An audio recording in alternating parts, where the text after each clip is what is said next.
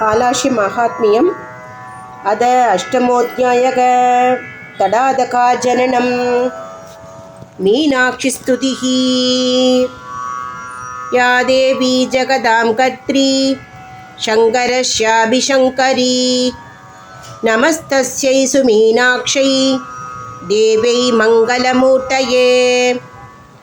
शक्रधाराद्ययां सर्वम् अभीष्टं लभते जनग नमस्तस्यै सुमीनाक्षै देव्यै मङ्गलमूर्तये।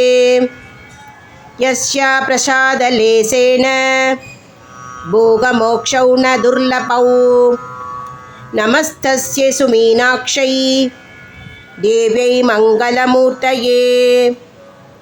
यया शिवोऽभियुक्तः सन् पञ्चकृत्यं करोति नमस्तस्यै सुमीनाक्षै देव्यै मङ्गलमूर्तये। यस्या प्रीत्यर्थमनिशं लाशं कुर्वन् शिवो बभौ नमस्तस्यै सुमीनाक्षै देव्यै मङ्गलमूर्तये। लक्ष्मी सरस्वती मुख्या यस्यास्तेजः कनोद्भवाः नमस्तस्यै सुमीनाक्षै देव्यै मङ्गलमूर्तये। या देवी मुक्तिकामानां ब्रह्मविद्याप्रदायिनी नमस्तस्यै सुमीनाक्षै देव्यै मङ्गलमूर्तये।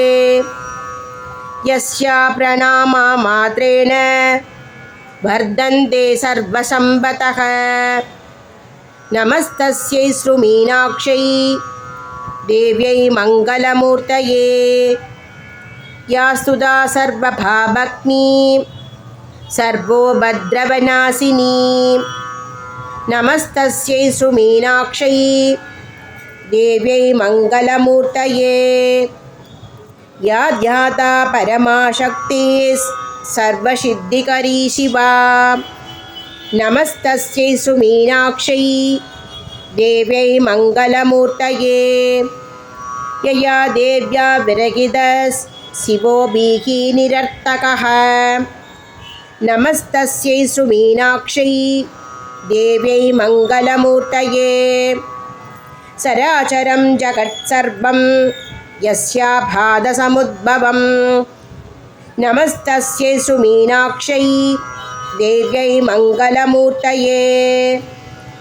इति स्तुत्वा महादेवीं प्रणम्य च पुनः पुनः अनुज्ञया सुमीनाक्ष्या प्रार्थयामास कन्यका। श्रीहरये नमः श्रीहरये नमः श्रीहरये नमः। आदिपराशक्ति माता की जय, मीनाक्षी माता की जय। ओम श्री मात्रे नमः।